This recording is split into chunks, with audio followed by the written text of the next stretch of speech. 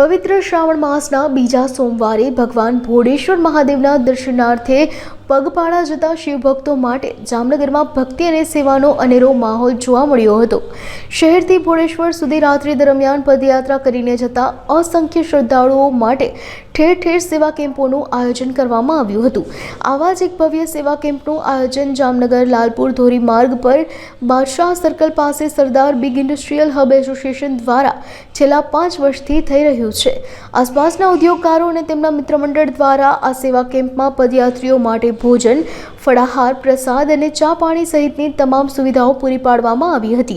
આજે શ્રાવણ મહિનાના પવિત્ર માસના જે ભોળેશ્વર મંદિર છે, પદયાત્રીઓ હજારોની સંખ્યામાં હાલીને જાય છે અને બધા ગીત અને ભજનની સંગીત સાથે બધા જાય છે। અમારે અહીંયા સરદાર બિગ ઇન્ડસ્ટ્રીયલ હબ એસોસિએશન દ્વારા આયોજન કરવામાં આવ્યું છે।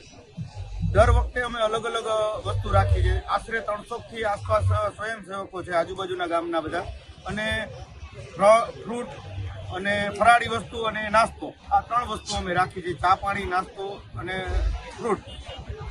છેલ્લા કેટલા વર્ષથી આ કેમ્પ કરવામાં આવે? છેલ્લા 5 વર્ષથી અમે કરીએ। જ્યારે સરદાર બિગ ઇન્ડસ્ટ્રીઝ હબની અહીંયા પાયાનો પેલો પથ્થર આપણે નાખ્યો હતો, ત્યારથી અમારી લાગણી હતી કે આમાં આપણે જે સ્વયંસેવક અહીંથી હાલીને જાય છે, જે શ્રદ્ધાળુ, તેના માટે કોઈ સારો કેમ્પ કે અમને એવું નહોતું લાગતું। જ્યાં પાણી, ચા પાણી, બધી વ્યવસ્થા, ટોટલ વ્યવસ્થા હોય એવી નહોતી। એટલે અમારા બધા ભાગીદારોએ અને અમે બધાએ નિર્ણય લીધો કે આપણે આ કેમ્પ અહીંયા વચ્ચે કરીએ।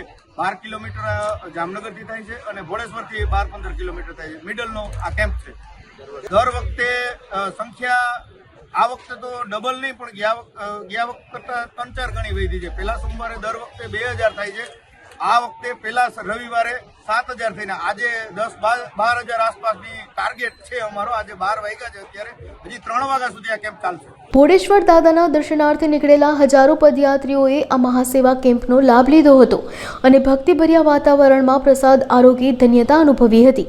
આ પ્રકારના સેવા કાર્યો શ્રદ્ધાળુઓને પ્રોત્સાહન પૂરું પાડીને શ્રાવણ માસની પવિત્રતામાં વધારો કરે છે।